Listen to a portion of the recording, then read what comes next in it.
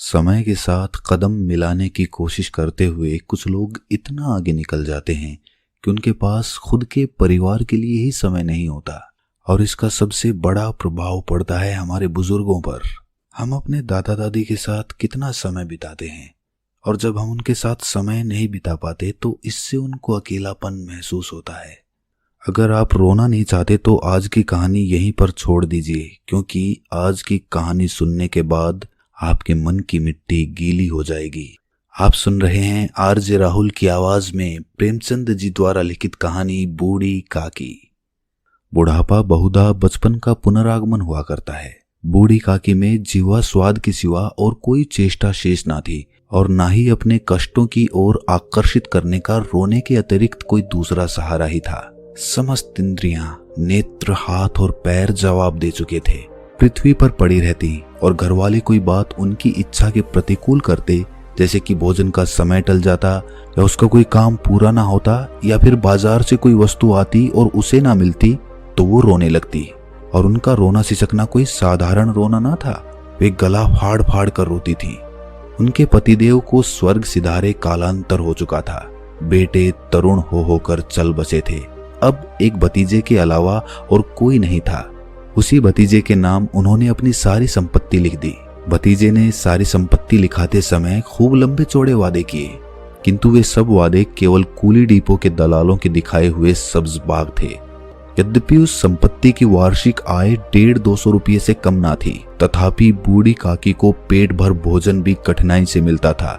इसमें उनके भतीजे पंडित बुद्धिराम का अपराध था या उनकी अर्धांगिनी श्रीमती रूपा का, इसका निर्णय करना सहज नहीं। बुद्धिराम स्वभाव के सज्जन थे, किंतु उसी समय तक जब तक उनके कोष पर आंच न आए। रूपा स्वभाव से गुस्सैल तो थी, पर ईश्वर से डरती थी। इसीलिए बूढ़ी काकी को उसका गुस्सा इतना नहीं खलता था जितना बुद्धिराम की भलमनसाहट। बुद्धिराम को कभी कभी अपने अत्याचार का खेद होता था। विचारते कि इसी संपत्ति के कारण मैं इस समय भला मानुष बना बैठा हूँ। यदि भौतिक आश्वासन और सूखी सहानुभूति से स्थिति में सुधार हो सकता हो तो उन्हें कदाचित कोई आपत्ति ना होती, किंतु खर्चे का डर उनकी सुचेष्टा को दबाए रखता था। यहाँ तक कि यदि द्वार पर कोई भला आदमी बैठा हो और बूढ़ी काकी उस समय अपना राग अलापने लगती तो वो गुस्सा हो जाते और घर में जाकर उन्हें जोर से डांटते। लड़कों को बुढ़ों से स्वाभाविक घृणा होती ही है, और फिर जब माता पिता का ये रंग देखते तो वो बूढ़ी काकी को और ज्यादा सताया करते। कोई चुटकी काट कर भागता, कोई उन पर पानी की कुल्ली कर देता। काकी चीख मार कर रोती, परंतु ये बात प्रसिद्ध थी कि वो केवल खाने के लिए रोती हैं, अतएव उनके संताप और आर्तनाद पर कोई ध्यान नहीं देता था।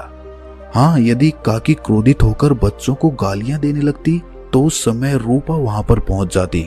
इसी डर से काकी अपनी जिह्वा कृपाण का कदाचित ही प्रयोग करती थी। यद्यपि उपद्रव शांति का ये उपाय रोने से कहीं उपयुक्त था। संपूर्ण परिवार में यदि काकी से किसी को अनुराग था तो वो बुद्धिराम की छोटी लड़की लाडली थी। लाडली अपने दोनों भाइयों के डर से अपने हिस्से की मिठाई चबैना बूढ़ी काकी के पास बैठकर खाया करती थी। यही उसका रक्षागार था। और यद्यपि काकी की शरण उनकी लोलुपता के कारण बहुत महंगी पड़ती थी, तथापि भाइयों के अन्याय से सुरक्षा कहीं सुलभ थी तो बस यही। इसी स्वार्थानुकूलता ने दोनों में सहानुभूति का आरोपण कर दिया था। रात का समय था। बुद्धिराम के द्वार पर शहनाई बज रही थी और गांव के बच्चों का झुंड विस्मयपूर्ण नेत्रों से गाने का रसास्वादन कर रहा था। चारपाइयों पर मेहमान विश्राम करते हुए नाइयों से मुक्कियां लगवा रहे थे। नजदीक खड़ा हुआ भाट वृद्धावली सुना रहा था।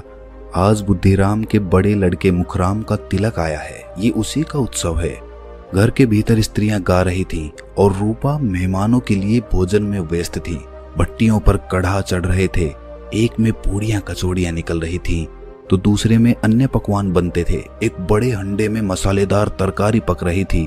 घी और मसाले की सुधावर्धक सुगंधी चारों ओर फैली हुई थी। बूढ़ी काकी अपनी कोठरी में शोक में विचार की भांति बैठी हुई थी।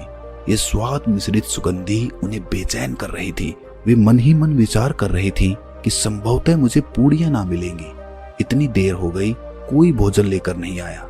मालूम होता है सब लोग भोजन कर चुके हैं, मेरे लिए कुछ नहीं बचा। ये सोचकर उन्हें रोना आया, परंतु अपशकुन के डर से वो रो ना सकी।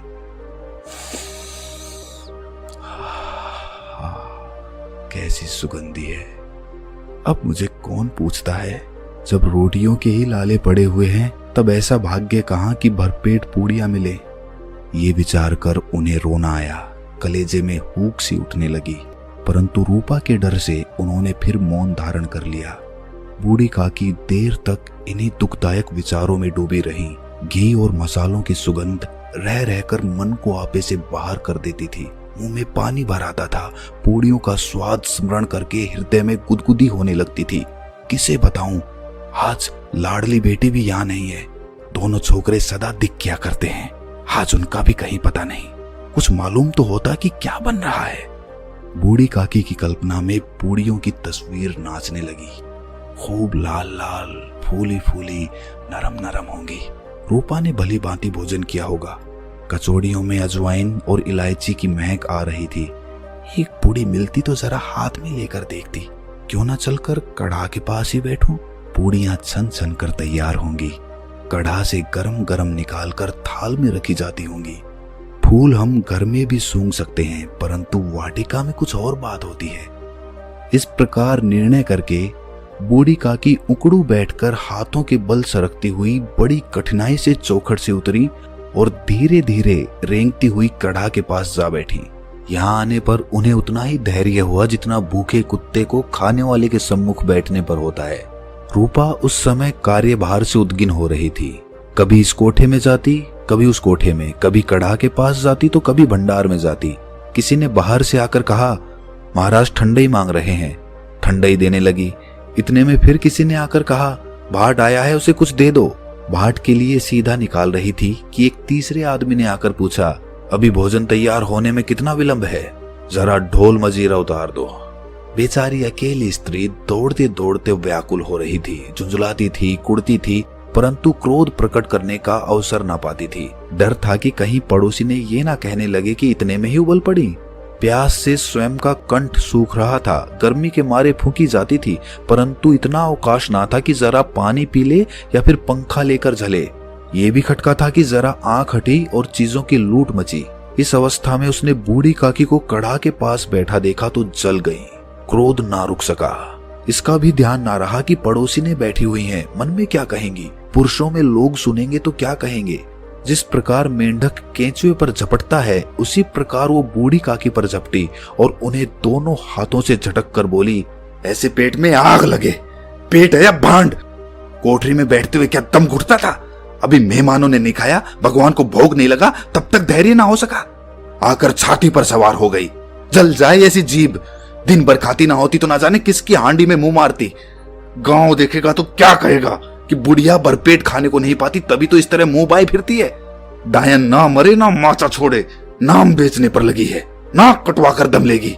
इतना ठूसती है ना जाने कहां भस्म हो जाता है। भला चाहती हो तो जाकर कोठरी में बैठो, जब घर के लोग खाने लगेंगे तब तुम्हें भी मिलेगा।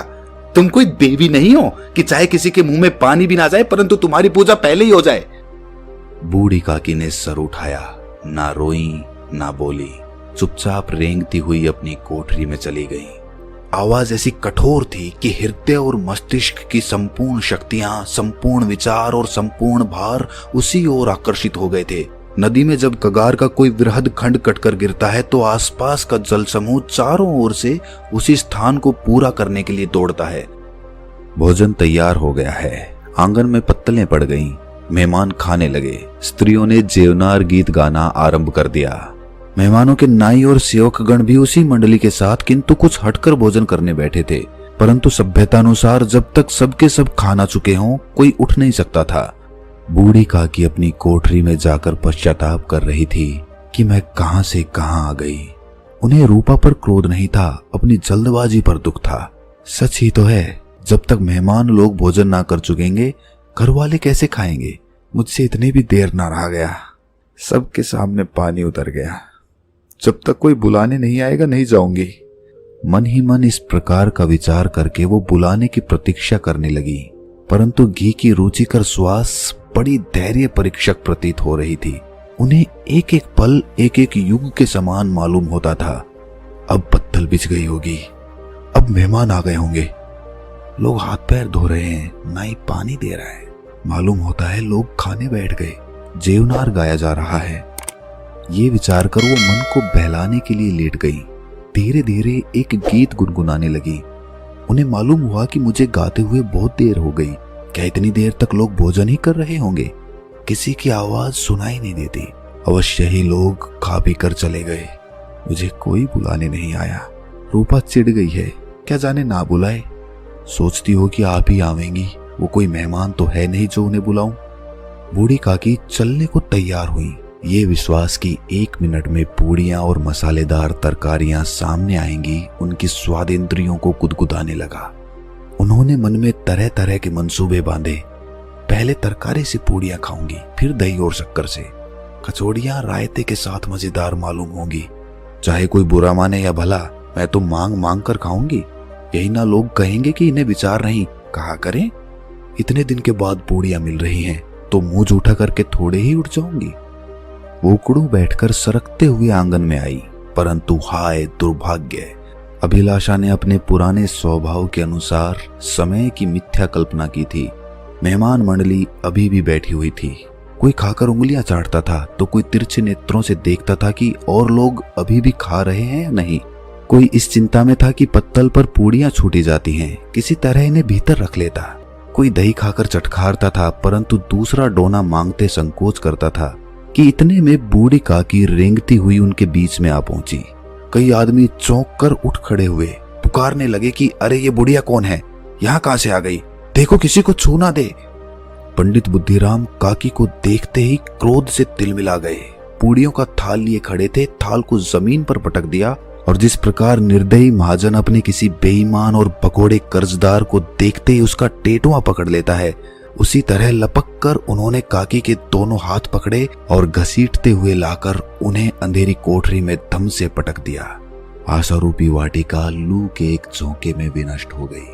मेहमानों ने भोजन किया, घर वालों ने भोजन किया, बाजे वाले धोबी चमार भी भोजन कर चुके, परंतु बूढ़ी काकी को किसी ने ना पूछा। बुद्धिराम और रूपा दोनों ही बूढ़ी काकी को उनकी निर्लज्जता के लिए दंड देने का निश्चय कर चुके थे। उनके बुढ़ापे पर, दीनता पर, हतज्ञान पर किसी को करुणा न आई थी। अकेली लाडली उनके लिए कुढ़ रही थी। लाडली को काकी से अत्यंत प्रेम था। बेचारी भोली लड़की थी, बाल विनोद और चंचलता की उसमें गंध तक ना थी। दोनों बार जब उसके माता पिता ने काकी को निर्दयता से घसीटा तो लाडली का हृदय ऐंठ कर रह गया। वो झुंझला रही थी कि हम लोग काकी को क्यों बहुत सी पूड़ियां नहीं दे देते, क्या मेहमान सबकी सब खा जाएंगे? और यदि काकी ने मेहमानों से पहले खा लिया तो क्या बिगड़ जाएगा? वो काकी के पास जाकर उन्हें धैर्य देना चाहती थी, परंतु माता के डर से नहीं जाती थी। उसने अपने हिस्से की पूड़ियां बिल्कुल ना खाई थी, अपनी गुड़िया की पिटोरी में बंद कर रखी थी। उन पूड़ियों को काकी के पास ले जाना चाहती थी। उसका हृदय अधीर हो रहा था। बूढ़ी काकी मेरी बात सुनते ही उठ बैठेंगी, पूड़ियां देखकर कैसी प्रसन्न होंगी, मुझे खूब प्यार करेंगी। रात को 11 बज गए थे। रूपा आंगन में पड़ी सो रही थी। लाडली की आंखों में नींद ना आती थी। काकी को पूड़ियां खिलाने की खुशी उसे सोने ना देती थी। उसने गुड़िया की पिटारी सामने रखी थी। जब विश्वास हो गया कि अम्मा सो रही है तो वो चुपके से उठी और विचारने लगी कि कैसे चलूं। चारों ओर अंधेरा था, केवल चूल्हों में आग चमक रही थी और चूल्हों के पास एक कुत्ता लेटा हुआ था। लाडली की दृष्टि सामने वाले नीम पर गई। उसे मालूम हुआ कि उस पर हनुमान जी बैठे हुए हैं। उनकी पूंछ, उनकी गदा वो स्पष्ट दिखलाई दे रही है। मारे डर के उसने आंखें बंद कर ली। इतने में कुत्ता उठ बैठा। लाडली को ढाढ़स हुआ। कई सोए हुए मनुष्यों के बदले एक भागता हुआ कुत्ता उसके लिए अधिक धैर्य का कारण हुआ। उसने पिटारी उठाई और बूढ़ी काकी की कोठरी की ओर चली। बूढ़ी काकी को केवल इतना स्मरण था कि किसी ने मेरे हाथ पकड़कर घसीटे। फिर ऐसा मालूम हुआ कि जैसे कोई पहाड़ पर उड़ाए लिए जा रहा हो। उनके पैर बार बार पत्थरों से टकराए। तब किसी ने उन्हें पहाड़ से पटका और वो मूर्छित हो गई। जब वो सचेत हुई तो किसी की जरा सी आहट ना मिलती थी। समझी कि सब लोग खा पी कर सो गए और उनके साथ मेरी तकदीर भी सो गई। रात कैसे कटेगी? राम, क्या खाऊं? पेट में अग्नि ददक रही है। किसी ने मेरी सुधि ना ली। क्या मेरा पेट काटने से धन जुड़ जाएगा? इन लोगों को इतनी भी दया नहीं आती। कि ना जाने बुढ़िया कब मर जाए, उसका जी क्यों दुखावे। मैं पेट की रोटियां ही तो खाती हूँ कि और कुछ खाती हूँ, और इस पर ये हाल। मैं अंधी अपाइज ठहरी, ना कुछ सुनूं ना बूझूं। यदि आंगन में चली गई तो क्या बुद्धिराम से इतना कहते ना बनता था कि काकी अभी लोग खाना खा रहे हैं, फिर आ जाना। मुझे घसीटा, पटका। उन्हीं पूड़ियों के लिए रूपा ने सबके सामने गालियां दी। उन्हीं पूड़ियों के लिए इतनी दुर्गति करने पर भी उनका पत्थर का कलेजा ना पसीजा। सबको खिलाया, मेरी बात तक ना पूछी। जब तभी ना दी तो अब क्या देंगे। ये विचार कर काकी निराशा में संतोष के साथ लेट गई। ग्लानि से गला भर भर आता था, परंतु मेहमानों के डर से रोती ना थी। सहसा कानों में आवाज आई, काकी उठो, मैं पूड़ियां लाई हूं।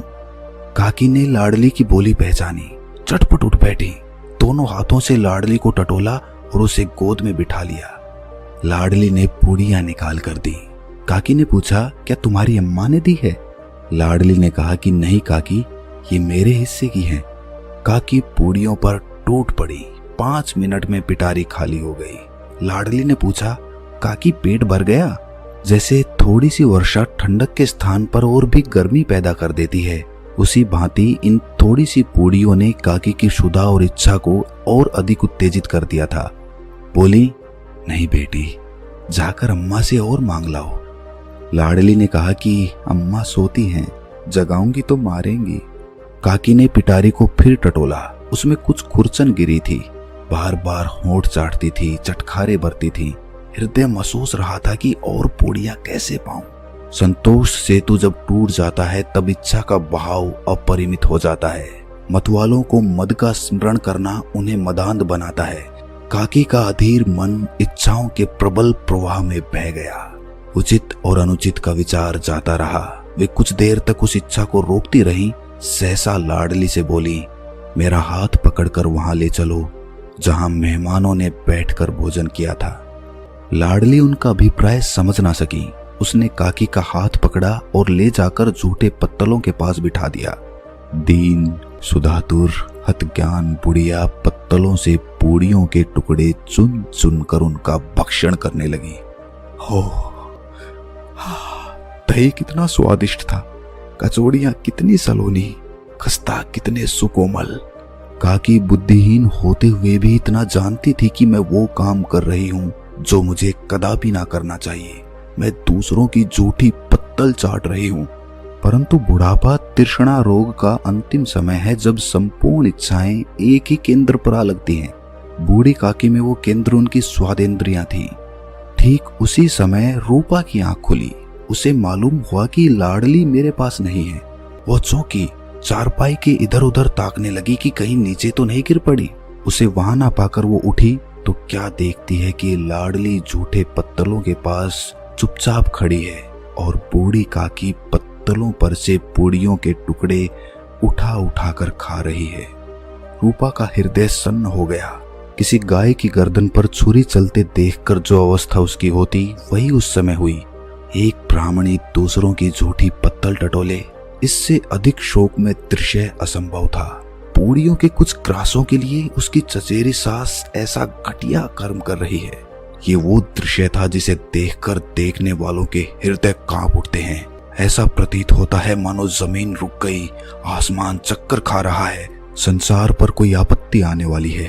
रूपा को क्रोध न आया। शोक के सम्मुख क्रोध कहाँ, करुणा और डर से उसकी आंखें भर आईं। इस अधर्म का भागी कौन है? उसने सच्चे हृदय से गगन मंडल की ओर हाथ उठाकर कहा, परमात्मा मेरे बच्चों पर दया करो, इस अधर्म का दंड मुझे मत दो, नहीं तो मेरा सत्यानाश हो जाएगा। रूपा को अपनी स्वार्थपरता और अन्याय इस प्रकार प्रत्यक्ष रूप में कभी ना दिख पड़े थे। वो सोचने लगी कि हाय कितनी निर्दयी हूं मैं, जिसकी संपत्ति से मुझे 200 रुपये आय हो रही है, उसकी ये दुर्गति, वो भी मेरे कारण। हे दयामय भगवान, मुझसे बड़ी भारी चूक हो गई है, मुझे क्षमा कर दो। आज मेरे बेटे का तिलक था। सैकड़ों मनुष्यों ने भोजन पाया, मैं उनके इशारों की दासी बनी रही, अपने नाम के लिए सैकड़ों रुपये खर्च कर दिए, लेकिन जिसकी बदौलत हजारों रुपये कमाए उसे इस उत्सव में भी भरपेट भोजन न दे सकी, केवल इसी कारण तो कि वो वृद्धा असहाय है। रूपा ने दिया जलाया, अपने भंडार का द्वार खोला और एक थाली में संपूर्ण सामग्रियां सजाकर बूढ़ी काकी की ओर चली। आधी रात जा चुकी थी। आकाश पर तारों के थाल सजे हुए थे और उन पर बैठे हुए देवगण स्वर्गीय पदार्थ सजा रहे थे, परंतु उसमें किसी को वो परमानंद प्राप्त ना हो सकता था जो बूढ़ी काकी को अपने सम्मुख थाल देखकर प्राप्त हुआ। रूपा ने कंठारुद्ध स्वर में कहा, काकी उठो, भोजन कर लो। मुझसे आज बड़ी भूल हुई, उसका बुरा मत मानना। परमात्मा से प्रार्थना कर दो कि वो मेरा ये अपराध क्षमा कर दे। भोले भाले बच्चों की भांति जो मिठाइयां पाकर मार और तिरस्कार सब भूल जाता है, बूढ़ी काकी वैसे ही सब भुलाकर बैठी हुई खाना खा रही थी। उसके एक एक रोए से सच्ची सदिच्छाएं निकल रही थीं और रूपा बैठी स्वर्गीय दृश्य का आनंद लेने में निमग्न थी।